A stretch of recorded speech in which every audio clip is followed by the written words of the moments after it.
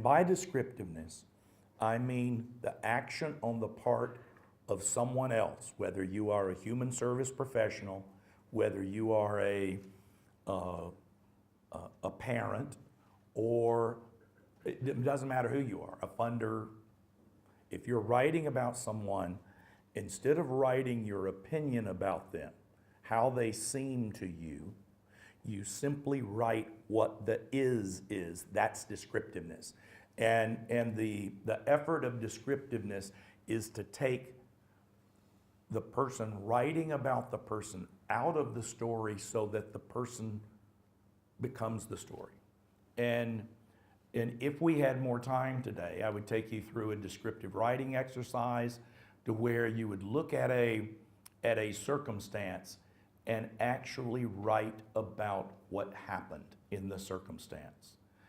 You'll see that all throughout the profile manual. And later it occurred to us, we needed to start seeing descriptively. Remember all the way back when I showed you Dr. Georgi's quote, discovery is looking at the same thing as everyone else and seeing something different. Well, one of the ways to do that is to embrace descriptiveness. And if one of the things that will occur to you pretty quickly is we've been socialized to see people evaluatively.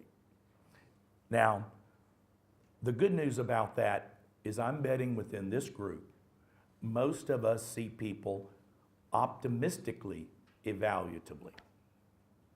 So we've learned to be as respectful as we can by being hopeful, but still we're cycling a person's performance through our perspective.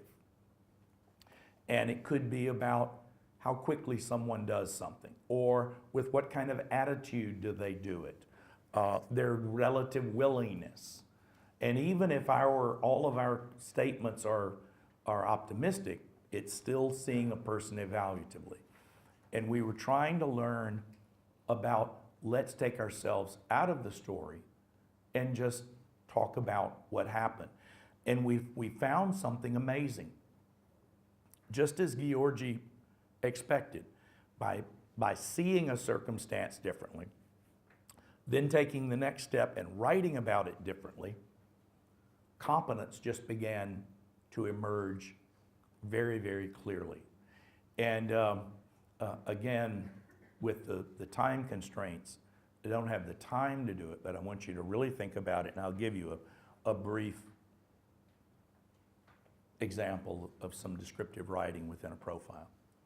We suggest elements of style, and there are at least seven elements of style for the profile documents.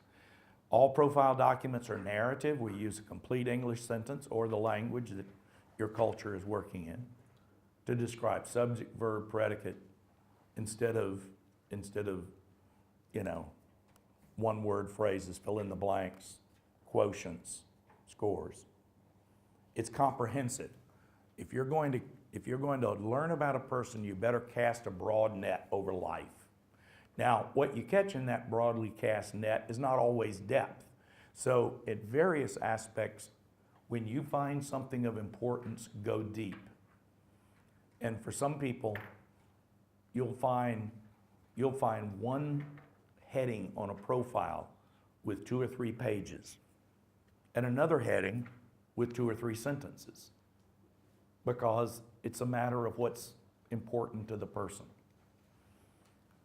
By nature, it's respectful. It's an authorized biography. We only put in there what's necessary for work. We're not trying to make the case of why a person shouldn't work. So that's why people get to edit the document. There's nothing in the profile that requires a person in any way to compete or be compared to someone else. It's all about the person. That's why you can't fail it. It's impossible to fail who you are. So it's just about a perfect document in that sense. And by nature, it's optimistic. It's optimistic in exactly the same way. It's a different concept, but in the same way as your resume is optimistic. Most of us in this room have developed a resume for employment. We did not put in it, Dear potential employer, you need to know, feels like going to confession back in the day for me. Last year, 3 days, I woke up and I didn't go to work and I called in sick, but I really wasn't sick, but I need to let you know that I was not going to work. Now, in an evaluation, you're going to find that stuff if it's in there.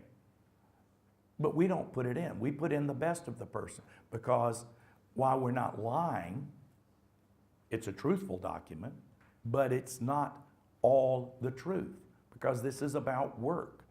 And nobody puts all the truth in any document about work. None of us in this room, anyway, I guarantee you, because most of us in here are working. But the most important feature is descriptiveness. That effort to take ourselves out of the story and simply to describe. The closest analogy I've found is legal evidence. Both of our societies have court-based systems that make decisions based not on opinion, but on evidence. And about the closest thing compatible to descriptiveness is someone in the legal profession who maybe they think someone is guilty or maybe they think they're innocent, but whether they think one way or another, it's the evidence, it's what happened that is the deal. And that must be done descriptively in both of our societies. Now, it's not the same thing because we're not in some sort of adversarial legal interaction here. We're in the effort to try to help a person get a job, but we're using the same concept. And by focusing on descriptiveness, competence gets to come out. So this is, I'll read this to you. This is an example of a profile written about a guy named Scott who happens to have autism. Scott is currently awakened by his parents or in-home support staff at approximately 6:30 during the week. However, a plan is being put in place for Scott to begin using an alarm clock to wake up on his own as he begins the school year. Jessica, support staff, has programmed Scott's, this was a personal digital assistant, so that was just before these guys got, personal digital assistants had about the shortest lifespan of any technology because they came just before the first Apple phone, and the smartphone killed them all. As a way to prompt him to wake up as well as complete his routine. He's often awake prior to 6:30, and he plays video games on, should be his Game Boy that sits on his nightstand. This is pulled, so there's some typos here that shouldn't be here, but you're still getting the idea. Scott checks his PDA and or a typed sheet of paper first thing each morning for a to-do list of tasks. He locates clothes in his dresser and closet and puts them on, though occasionally he gets items such as underwear and pants out of order and needs to be reminded by his staff person. So this, if I were grading this, I would say it is not perfectly descriptive, but it's close. And one of the things about descriptiveness, you can always tell, can you close your eyes and see Scott doing this stuff? And it doesn't, except for the getting the underwear out of order, and his mom wanted that in there because, as she said, it makes me crazy. I don't care, put it in there. He would come out occasionally with his underwear over his pants, and mom just was not going to tolerate that, as moms shouldn't. I'm not complaining, but that's one of the reasons she actually edited that in there rather than out. So she just wanted to make sure that we understood so people would watch. And it's not okay for my son to go to school or to work with his underwear on the outside of his pants. So, okay. Imagine a complete document that wasn't about Scott's autism, but that was about who Scott was. And you can pull out things from this as you get to see the whole. So again, we've got sample profiles on our website free. Please look at those. They're available.